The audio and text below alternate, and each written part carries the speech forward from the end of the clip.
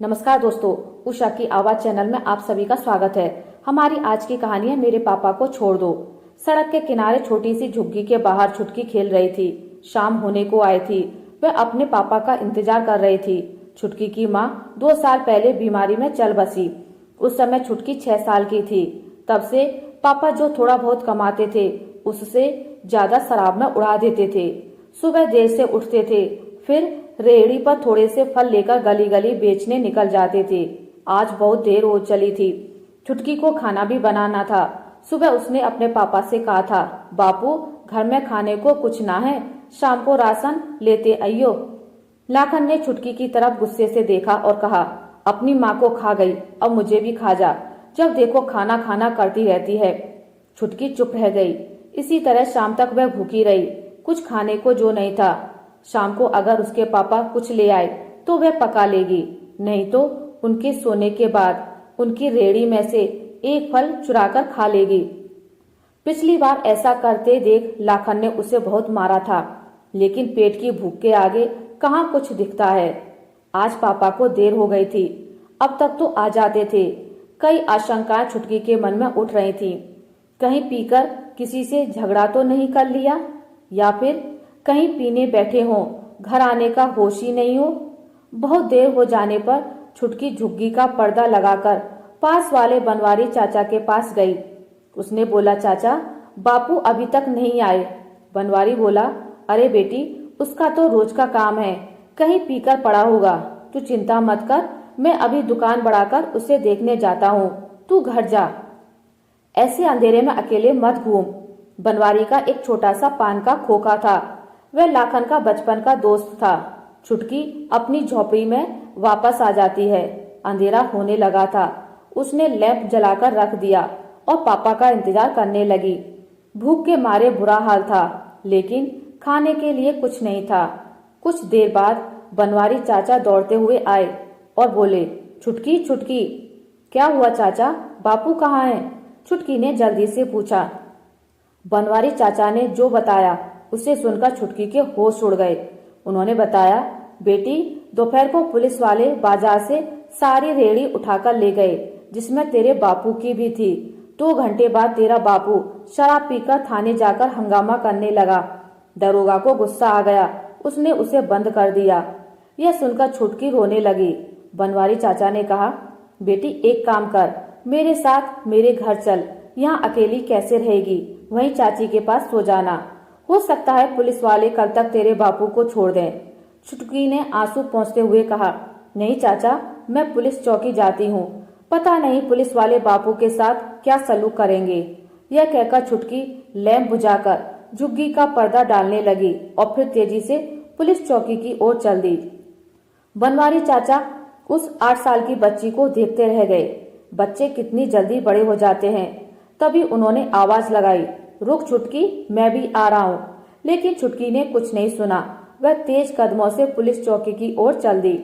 बनवारी चाचा उसके पीछे पीछे तेजी से जा रहे थे। पुलिस चौकी पहुंचकर छुटकी ने देखा, बहुत से पुलिस वाले वर्दी पहने इधर से उधर जा रहे थे। तभी उसे पुलिस चौकी के गेट के पास कई रेहड़ियां दिखाई दी। उनमें से उसने देखा एक रेहड़ी उसके बापू की भी थी। वह तेजी से अंदर की ओर चल दी। चौकी के गेट के पास जाकर उसने देखा, सामने कुर्सी पर एक रौबीला थानेदार बैठा कुछ काम कर रहा था। उसे देखकर छुटकी डर गई। वह वहीं खड़ी रही। उसकी हिम्मत अंदर जाने की नहीं हो रही थी। तभी पीछे से बनवारी चाचा आ गए। वो उसके पास ही खड़े हो गए। वहीं से उन्होंने कहा, साहब ये लड़की बहुत गरीब है, इसकी माँ नहीं है, इसके बापू को छोड़ दीजिए। तभी एक हवलदार उनके पास आया और बोला, तू फिर आ गया, अभी थोड़ी देर पहले ही तो तुझे भगाया था। उस शराबी को छोड़ दें जिसने पूरा थाना सर पर उठा लिया था। भाग यहाँ से, नहीं तो तुझे भी अंदर कर दूंगा। बनवारी चाचा ने बेबस नजरों से छुटकी की ओर देखा और हवलदार के सामने हाथ जोड़कर पीछे हट गए। चौकी के गेट के बाहर खड़े होकर छुटकी का इंतजार करने लगे। थानेदार अपने काम में लगा था, जैसे उसने कुछ सुना ही नहीं। हवलदार वहां से चला गया। छुटकी की आंखों में आंसू बह रहे थे। उससे लाखन कहीं नजर नहीं आ रहा था। वह ठिठक कर डर के मारे वहीं खड़ी रही। कुछ देर में थानेदार ने काम करते करते हवलदार से कहा, अरे जा चाय बोल कर आ। तभी उसकी नजर छुटकी पर गई। वह चिल्लाया, अरे ये लड़की इतनी रात को यहाँ क्या कर रही है? कौन है ये? उसकी तेज आवाज सुनकर छुटकी और डर गई। हवलदार ने कहा, साहब वो शराबी जिसे हमने अंदर कर दिया है उसकी बेटी है। थानेदार ने इशारे से छुटकी को अंदर बुलाया। छुटकी डरते डरते अंदर गई। जा अपने घर वालों को भेज, कल सुबह इसकी जमानत कराकर ले जाएंगे। छुटकी ने डरते हुए बोला, साहब हमारा कोई नहीं है, मेरी माँ मर गई, बस बापू और मैं ही नहर वाली सड़क के किनारे झुग्गी में रहते हैं। थानेदार ने झुंझलाते हुए कहा, अरे कोई तो होगा, किसी बड़े को लेकर आ, रात हो गई है, अब घर जा। छुटकी बोली, साहब मेरे बापू को छोड़ दो, उनके सिवा मेरा कोई नहीं है, कोई नहीं आएगा उन्हें छुड़ाने। लेकिन थानेदार को ये सब बातें समझ में कहाँ आने वाली थी। उसने अकड़ते हुए कहा, मैं सब जानता हूँ, ये ड्रामेबाजी, घर वाले खुद छुप जाते हैं और छोटे बच्चों को भेज देते हैं। चल भाग, किसी बड़े को बुलाकर ला। छुटकी ने थानेदार के पैर पकड़ लिए। साहब हम पर रहम करो, कोई नहीं है हमारा, मैं अकेले झुग्गी में कैसे रहूंगी? मुझे भी बापू के पास रहने दो या उन्हें छोड़ दो। थानेदार ने उसे बाजू से पकड़कर धकेल दिया। मजबूत बाजुओं के जोर से वह दूर जा गिरी। छुटकी वहीं पड़े पड़े रोने लगी। वह थोड़ा सा उठी तो देखा उसकी कोहनी पर खरोंच लग गई, जिससे खून की रेखाएं दिखने लगी थी। वाह इंस्पेक्टर साहब वाह, छोटी सी बच्ची पर बहुत जोर आजमाइश हो रही है। अनजानी आवाज सुनकर थानेदार ने देखा। सामने निरुपमा जी, जो कि एक समाज सेविका हैं और एक एनजीओ चलाती हैं, खड़ी होकर ताली बजा रही थी। उन्हें देखकर थानेदार एकदम खड़ा हो गया। निरुपमा जी की पहुंच बहुत ऊपर तक थी। उन्होंने आगे बढ़कर छुटकी को उठाया, उसके कपड़े अपने हाथ से साफ किए, फिर उसके जख्म को देखा। उसके बाद उनके साथ आए 4-5 लोगों में से एक को उन्होंने छुटकी को संभालने के लिए कहा। उसके बाद निरुपमा जी थानेदार के सामने जाकर खड़ी हो गईं। हाँ तो इंस्पेक्टर साहब, किस बात की सजा मिल रही है इस बच्ची को? थानेदार थोड़ा सा सक पकाया। कुछ नहीं मैडम, वो इसे बहुत देर से कह रहा हूँ घर जा और किसी बड़े को भेज, लेकिन यह मान ही नहीं रही। इसके बाप ने शराब पीकर हंगामा किया है, इसलिए उसे अंदर कर दिया। निरुपमा जी बोली, मैंने सब सुन लिया है। बाहर इसके पड़ोसी बनवारी चाचा खड़े हैं, वो ही मुझे यहाँ लाए हैं। ये बेचारी सच बोल रही है, इसकी माँ नहीं है, केवल इसका बाप है। इसके बाप को तो आपने शराब के लिए अंदर कर दिया, लेकिन बाकी रेड़ी वालों का क्या, जिनकी रेड़ी आपने थाने में लाकर खड़ी कर दी है? थानेदार बोला, हमें ऊपर से ऑर्डर थे, रास्ता खाली कराना था। निरुपमा जी ने कहा, जब आपके हवलदार इन गरीबों से उगाही करते हैं तब भी ऊपर से ऑर्डर लेते हो? पहले आप लोग रेड़ी लगाने देते हो, बाद में हटा देते हो। एक रेड़ी से एक परिवार पलता है। जानते हैं आप, इस बच्ची के घर में आज चूल्हा नहीं जला। निरुपमा जी ने आगे कहा, चलिए दिखाइए, क्या रिपोर्ट लिखी है इसके बाप के खिलाफ आपने? थानेदार गिड़गिड़ाते हुए बोला, नहीं मैडम, कोई केस नहीं बनाया, ना ही कहीं रिपोर्ट लिखी है।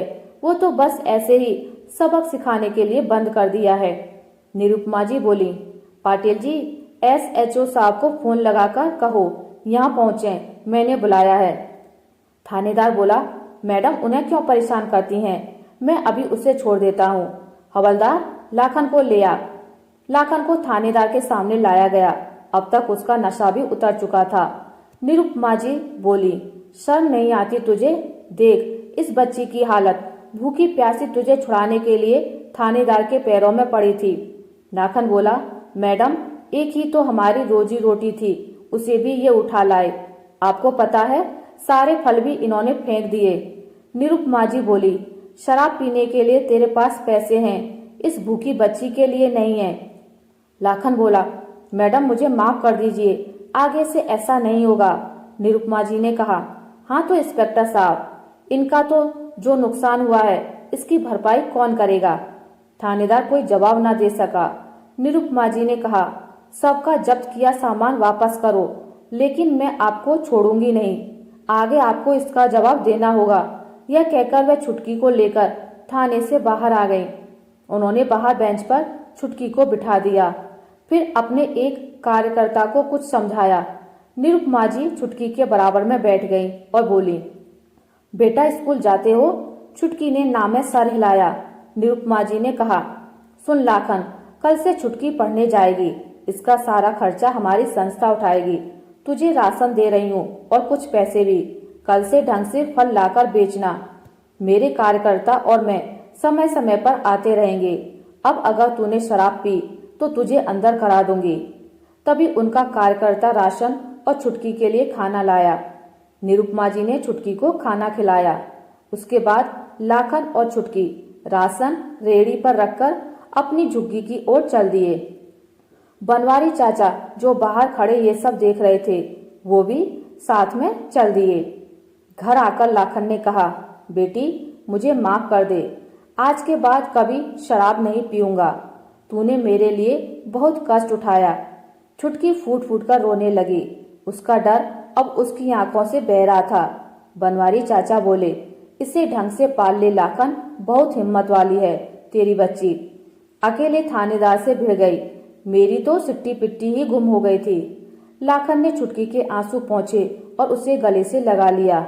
अगले दिन से लाखन ढंग से काम पर जाने लगा। इधर निरुपमा जी की मदद से छुटकी स्कूल जाने लगी। आशा करती हूँ आपको मेरी आज की कहानी अच्छी लगी होगी। अगर आपको मेरी कहानी अच्छी लगी है तो इसे लाइक करें, ज़्यादा से ज़्यादा शेयर करें और अगर आप मेरे चैनल पर नए हैं तो इसे सब्सक्राइब करना ना भूलें। मिलते हैं एक नई कहानी के साथ, तब तक के लिए नमस्कार।